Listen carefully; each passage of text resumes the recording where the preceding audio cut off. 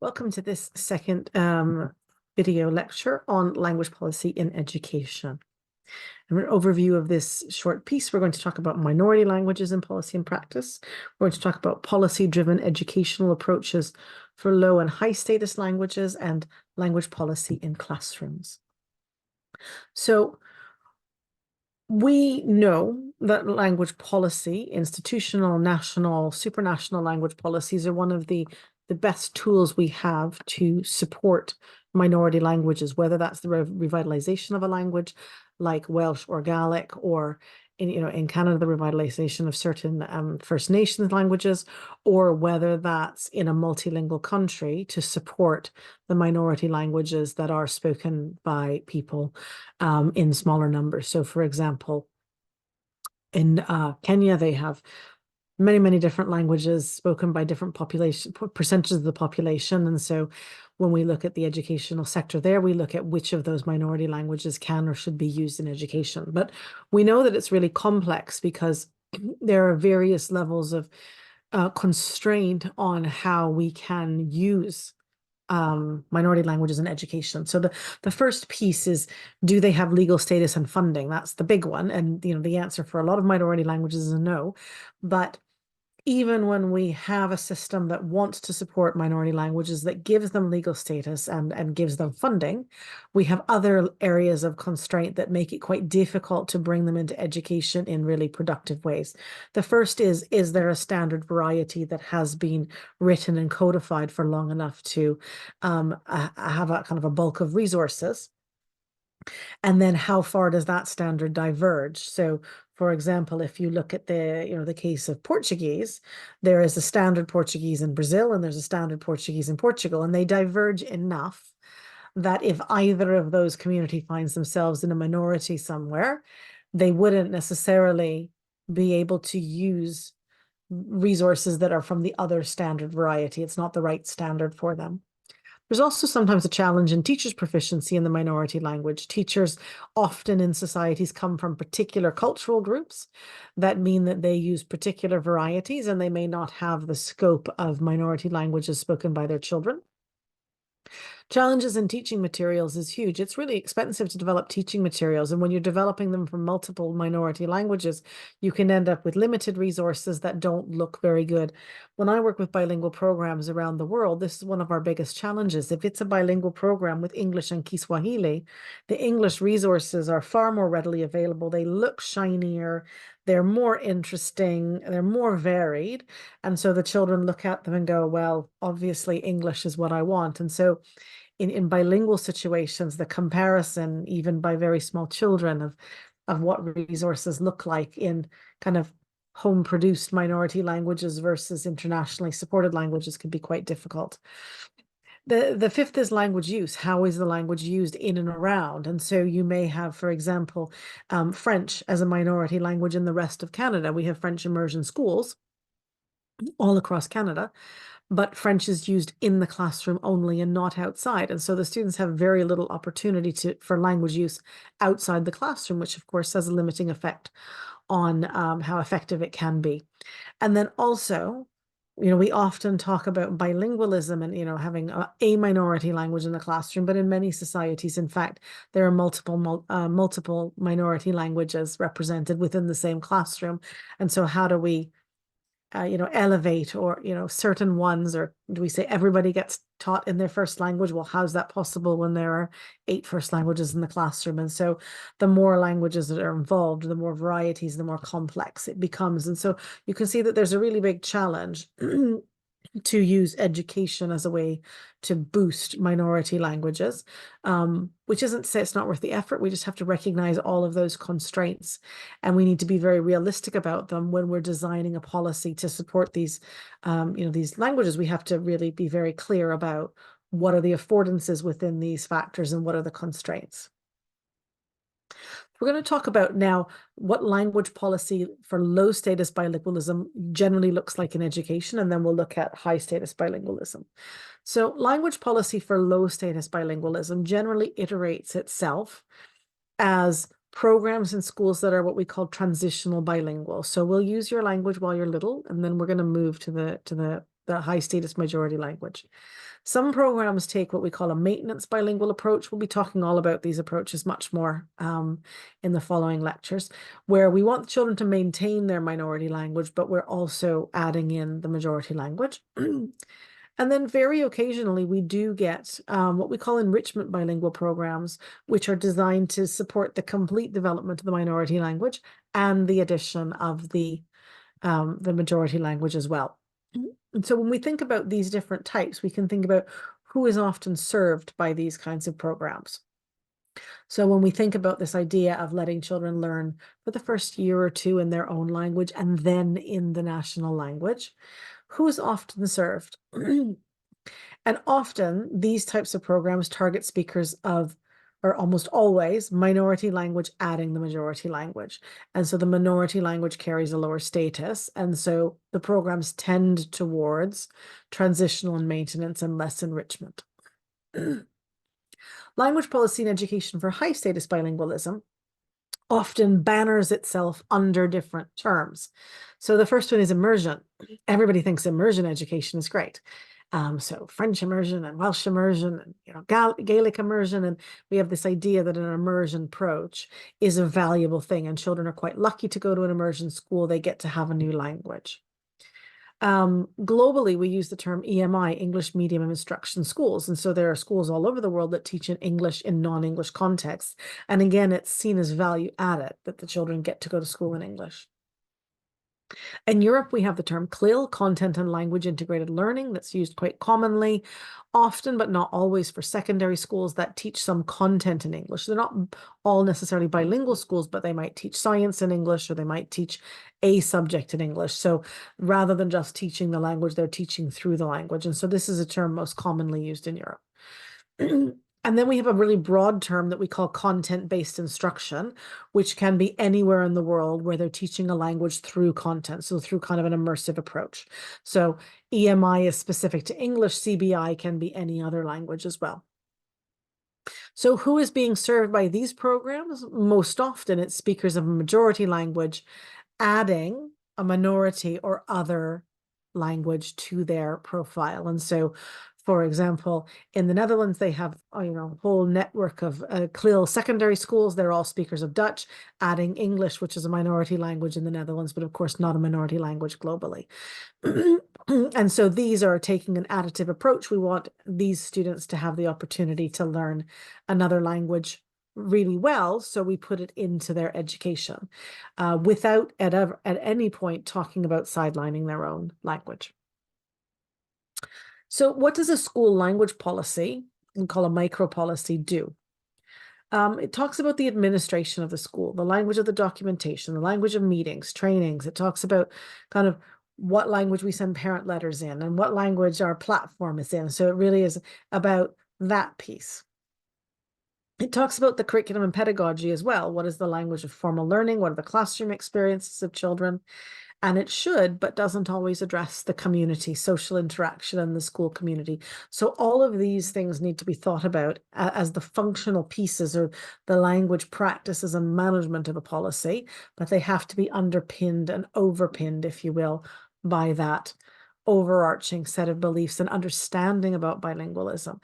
Sometimes we use the term beliefs and it feels a bit flimsy, because actually we can't base a language policy on what we believe. We have to base a language policy on the research. We need an evidence base for a language policy. So it's not enough to say, I think it's really great for all children to learn 5 languages. What's the evidence on how to do that well? And what's the evidence that it's good for children? We have to have an evidence-based approach to educational language policies. And a lot of them are not. Micro policy on a classroom level is about, what are we doing in our classroom as language users and language learners? How are we using our languages for learning? How are we using our languages for socializing in the classroom? And how are we using our languages within the community? And so this is a greater piece of work that comes down to a really, a level that 5-year-olds can understand, or a level that 9-year-olds can understand, that helps us support children in making the connections between language use and exclusion or inclusion. So if we're in the classroom and we're learning together, and 4 of us are sitting at the table and 3 of us speak Dutch and 1 doesn't, it's not inclusive to use Dutch. It's inclusive to use the language that's shared by all of us. And so we can, from a very young age, start developing age-appropriate language policies that help children think about their language choices and their language decisions and develop some agency in using them effectively. So they look around and go, I want to play with these other children. If I use only the language I share with my friend, we can't all play together. So let's use our common language so that we can play together. And we can connect that to the idea of, setting language goals for children. If I'm going to school and I'm learning a new language, what do I want to be able to do? But we can't do language to children. We have to do it with them. And so when we're working in schools that have diversity, the more we can make visible that role that children have in making language choices, making language decisions, using their languages to support their learning and to also support friendships and community, the better our microcosm and our kind of our ecosystem of language will be. When we don't bring children in, we often make arbitrary regulations that they don't understand, and then we have children that become disengaged or withdrawn or have behavior issues simply because they don't really understand how the classroom functions linguistically. So a language policy or a set of common agreements, you don't have to use the term language policy or classroom language policy with your students if you don't want, starts with what languages do we speak or understand? So really embracing and supporting the linguistic diversity of our students, getting to know them, getting to know who they are, what languages they like, what languages they know and use. Then we need to think about what language do we all need for our learning at school. And we do need to identify the language of instruction as key to success. So if children who are not as comfortable in the language of instruction always isolate themselves and use their own language, they're disengaging themselves from learning opportunities. So we need to be explicit about that. Then we need to ask those big questions about how can we use languages to include everyone. So promoting language awareness. When I make this choice, am I including or excluding? When someone else makes that choice, are they including me or excluding me? And then how can we help each other with learning languages? And this goes beyond the curriculum language or the language of instruction, but children should be encouraged to share their languages with each other, because every little bit of language that they learn adds to their overall big picture of how language works. And so learning to say something in, anything in the different languages of the children in their class just adds to their understanding of language in really valuable ways. And then the final piece is how can we be responsible for our own learning? So this is the student agency piece, making good decisions about the language choices I make. Not always, because of course we all make mistakes, but how can we by and large try and make good decisions?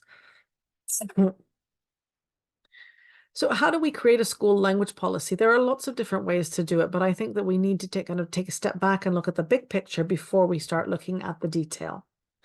We need to develop a knowledge base around languages and education, whatever we're calling them. Modern foreign languages, world languages, EAL, home languages, host country languages, whatever languages are involved in our school, we need to have an understanding about, what they are, who they're linked to, how they connect with our curriculum. And we also need to do our research so that we know, in terms of that knowledge base, what is good practice for these different languages.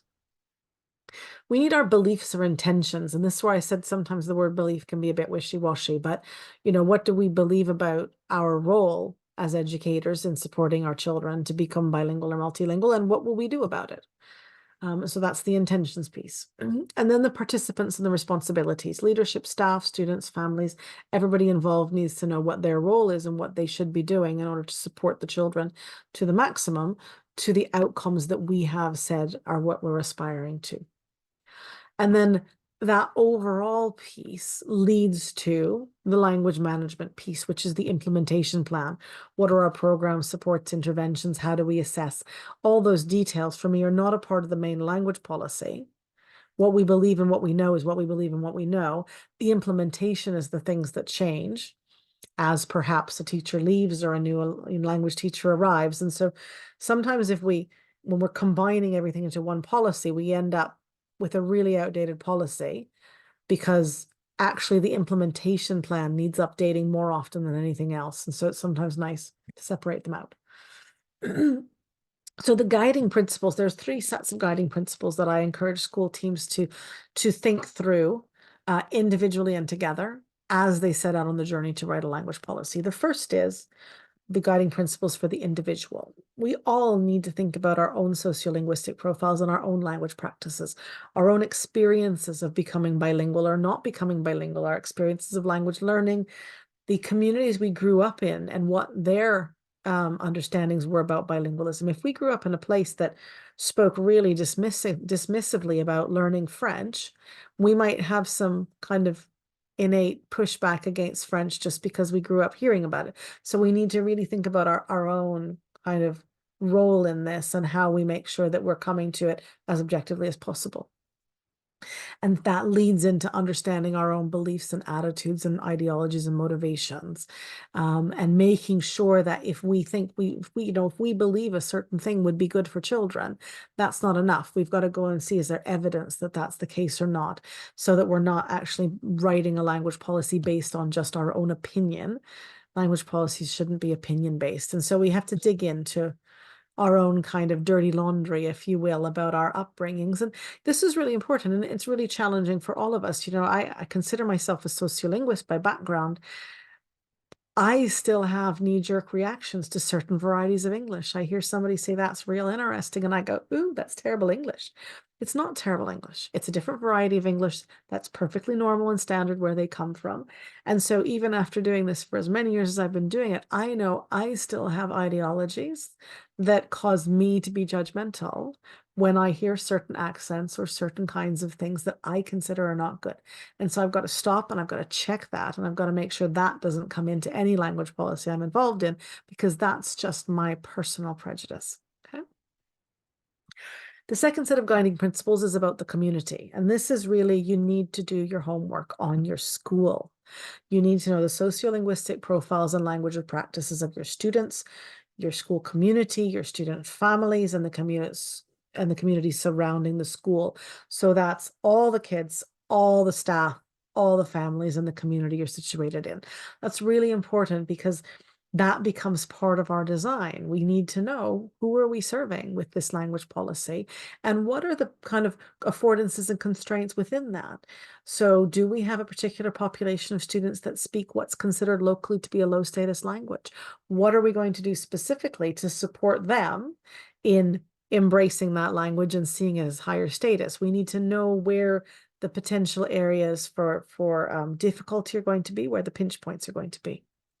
And then we need to know the staffing, organization, and leadership structure in the school in terms of the language ecology. So who can speak what and who can't, and what language can we do things in?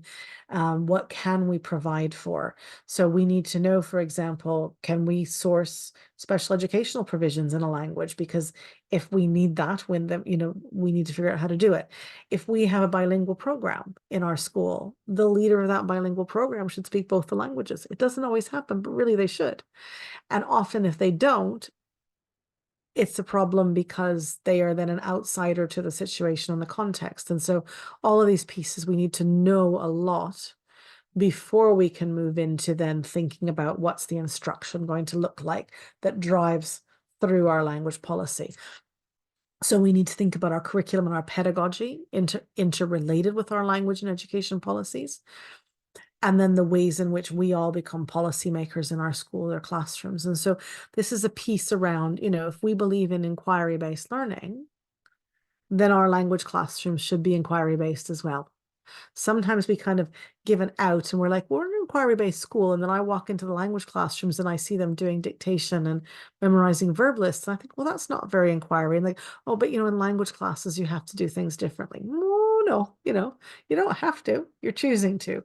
And so, in those situations, they're letting the language teacher act as policymaker in their classroom in ways that are contrary to the school language policy. We need to really think about those big pieces. And then we need to think about the assessment and how our ways and means of assessing students are interrelated with our language and education policies as well. So if we say that all students have equitable, access to assessment, what does that mean in our policy and practice? It means that we're assessing not only in one language, because some of our children are still, for example, learning English, they can't be assessed effectively. And so all of these will link through then to our practices. And so we have to start with ourselves, move to our school, and then think about our classrooms. And it's really important to do all of those well so that we are as clear-eyed as we can be going through about what are going to be our challenges and what are going to be our areas where we have a little bit of an easier time. So your final reflection for this unit is to go back to your quote about written and the quote about written and hidden policies. Think about the answer that you wrote about your context. And then think about it again in the lens of the content of this lecture. Do you have any additional thoughts now about your context in terms of the language policy that you have or don't have, the implicit or explicit messages, written and hidden policy? And then just, if you have anything additional to share about the topic of language policy and multilingualism in general, feel free to share it in the discussion forums. Thank you very much.